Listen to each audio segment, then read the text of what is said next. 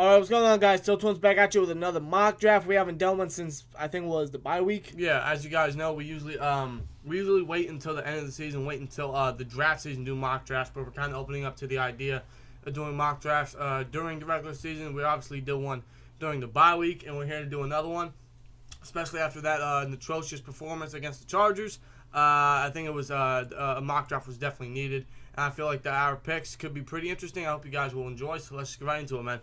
First round, in the first round, the Pittsburgh Steelers select Mack Wilson, inside linebacker out of Alabama. We obviously need a covering inside linebacker. Mack Wilson is that. Yes, we have Vince Williams. Yes, we have John Bostic. Yes, we have LJ Ford, who are pretty underrated in themselves. Vince Williams very underrated. Bostic has been a great addition. Ford is a nice backup, but can they all cover? No. Absolutely fucking not. That was shown against Keenan Allen in that Charger game. Although, yes, it was mostly on the coaches for putting linebackers on Keenan Allen when you easily could have had Joe Hayden completely shadow him throughout the entire game, which they didn't for some fucking reason. But when it comes to those bad coaching decisions, we still need a covering inside linebacker. Unless the coaching staff just wants to step the hell up. But either way, we still need a covering inside linebacker, especially when it comes to those tight ends. Mack Wilson is that. He has some speed to him. He has a nice strength to him. He is probably one of the more hard-hitting linebackers coming into this draft.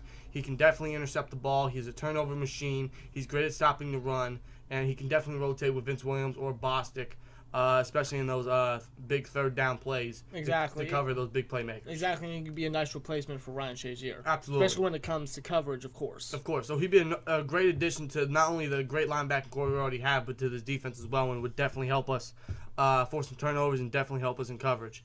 Of course, so. Right. And now, here's a trade right here. The Steelers trade Morgan Burnett, their 2020 second-round pick, and one of their sixth-round picks for this year, well, technically next year, to the Oakland Raiders, and we get the Bears pick that they traded for Khalil Mack. So we got a second first-round pick. And the reason why I would say Morgan Burnett is because, well, one, the Raiders, they have Reggie Nelson, who's washed up, and he's going to retire soon. They already signed Marcus Gilchrist to only a one-year deal. They'll probably lose him in free agency. They got rid of Ovi Melifanu earlier this year. They have Carl Joseph, who they have opposite of him.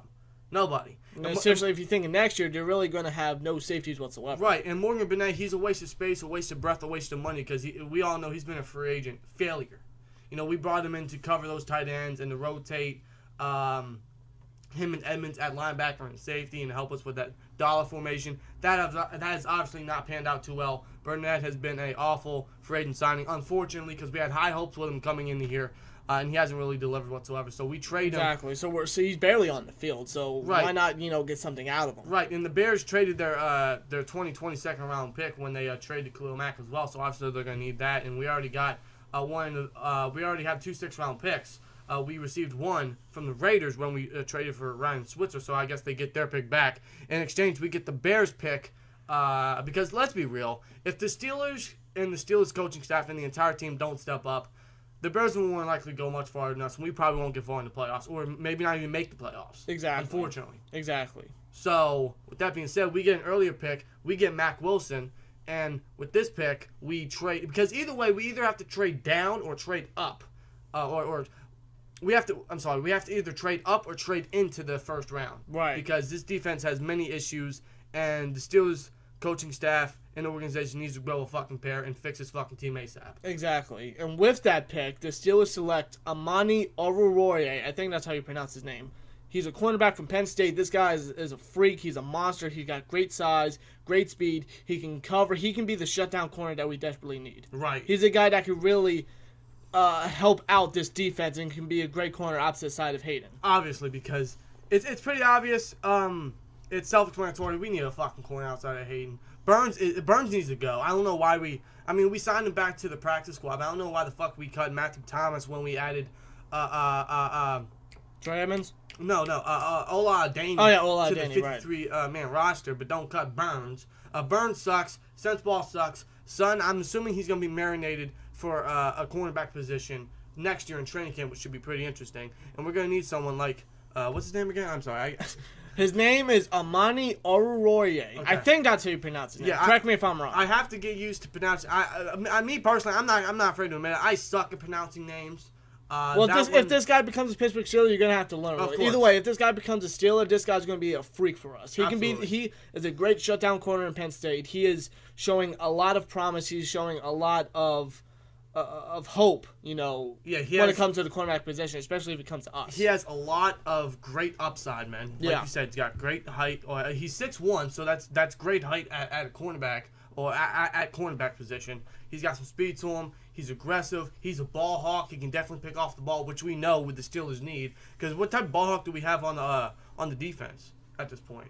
Not a lot. Not really, honestly. So not even Hayden. Exactly. And then that's the thing with not only Mac Wilson, but a Warrior as well. Because what is one of the main issues with this defense? We can't force turnovers. If we draft these two guys, or at least get one of them, that changes drastically and immediately. Exactly. These two are turnover machines and can definitely change this defense completely at the inside linebacker position and at the cornerback position. I feel like these two picks would be great first-round picks and could definitely be the future of this defense and could just change this entire defense drastically in many aspects. Exactly. In terms of coverage, aggression, tackling, consistency, and turnover ability. Exactly. These two guys would be great fucking picks in the first round, and I think that the Steelers definitely either have to trade up or trade into the first round, no matter where they're at. Because this defense needs help. Big time. These two picks would definitely change that. So let us know what you guys think about that in the comments below. And by the way, we forgot to mention at the beginning of the video, this is a 3-round mock. I'm sure you guys can already know by it because it's in the title. This is a 3-round mock draft. We're not going to do a full round mock draft yet. We'll probably do one in our next mock draft, but we're going to do a 3-round mock at or at the moment. So right. But in the second round, man, the Pittsburgh Steelers select Caleb Wilson, tight end out of UCLA. Vince McDonald is pretty good. He has definitely blown me out of the water and definitely shut me up because I wasn't too high on him coming into the season. Yeah, same here. I was very skeptical of him, especially when it comes to health concerns. Right, and he has definitely blew me out of the water. He's definitely made me eat my words. He's definitely made me shut up. But opposite of him, who do we have? Jesse James. He's okay, but he's going to be a free agent next year. Most likely. Are the Steelers going to resign him? Maybe, maybe not. Maybe they have faith in him. Maybe, maybe not. Who knows? But let's say we don't. Who else we got there? Xavier Grimble? I mean, I don't know how much longer he's going to last. We have Bucky Hodges on the practice squad. He has a lot of upside, but we really don't know about him just yet. Right, and that's where Caleb Wilson come in to be that second tight end. And, Caleb Wilson, man, he's I feel like he's a very underrated tight end that not many people talk about. He is great at getting open. He has very great hands, reliable hands. He has a little bit of speed to him, a little bit of aggression to him. He's got very good size, of course, being a tight end. Right, and of course his yards after catch is pretty fun to look at as well. Exactly. So I feel like this guy would be very nice on this offense. It'd definitely be a great weapon for Ben because we all know Ben loves those tight ends. Someone like Caleb Wilson who is fast, he can definitely get open and has reliable hands and could be a security blanket for not only Ben but whoever we want to groom for the future. Maybe that's Dobbs or Rudolph. He could be a great young guy to build up for those quarterbacks. Exactly. Now it could be a scary threat for this offense as well. Absolutely. Now, I've seen many people say that this guy is a potential first rounder or a very potential early second rounder. I honestly could see that, and I would not be surprised whatsoever if the Cardinals go select Caleb Wilson because one, I mean, outside of Ricky Seals-Jones, who the hell do they have at tight end? And of course, he's from UCLA. Caleb Wilson is from UCLA, and the quarterback that the Cardinals are trying to groom is Josh Rosen, and Caleb Wilson was one of Josh Rosen's most reliable weapons back in UCLA. Right. So I wouldn't be surprised at all if the Cardinals snag him in the early second round, but there's a chance that he could last to the second round wherever we sit. Exactly. And I think he'd be a great and safe pick, and we could definitely use those two tight end sets, and I think it's something that we have to explore, especially with Fickner's if he can get a little more creative. And he said before the beginning of training camp he wants to use tight ends a little bit more. Exactly, that's what he's been doing. Right. Imagine a guy like Caleb Wilson on his team. Exactly. That'd be very, very scary. So we can get a little creative with Caleb Wilson with the two tight end sets. So I think it'd be a very nice addition for the offense in the second round. Yep, and for the third and final pick, the Pittsburgh Steelers select Sutton Smith, linebacker / defensive end from Northern Illinois. Yeah, this guy is very underrated. This guy is a freaking monster, in my opinion. The guy's got height. The guy's got strength, speed, tackling ability, consistency. Something that Bud Dupree really doesn't have a lot of. Right. I mean, he's having a pretty good year. I'm not gonna lie, but I mean, he hasn't really lived up to the first round potential that we all thought he was going to be. Right. Now, depending on whether we keep Dupree or whether we trade him or whatever. Now, we did exercise his fifth-year option, of course, so he'll probably still be with us next year. But we could groom Sutton Smith to possibly replace him depending on how he performs, or he could back up T.J. Watt, because I believe Anthony Chicklow is going to be a free agent as well, so we might get rid of him, or he could back up Cameron Sutton, or Cameron Hayward at the defensive end, because Tyson Alualu might be released, because remember, he can play linebacker and defensive end as well. Exactly. So, if you think about it, Hayward's actually getting up there with age too, so imagine grooming Sutton Smith to replace him. You never know. Potentially, or rotate him in a nice linebacker or defensive end rotation or something like that. Mm-hmm. We can do many things with Sutton Smith, honestly. The guy's very versatile when it comes to defense. He is, and he is absolute monster. He is a freak. He is fast. He is a beast and a savage on the edge, man. He can definitely get to the quarterback. There's no question about that. He is great in the run support. His tackles for loss is phenomenal. This guy is a great pass rusher, a great run stopper, and will be a great addition to this defense. Would help us, especially in the running game and in the pass rush. Exactly, the guy would be an absolute beast for us. Right, and like I said, we can use him in many ways. Whether he back up T.J. Watt, whether he step in as a starter every once in a while, maybe he backs up Hayward or Tuitt.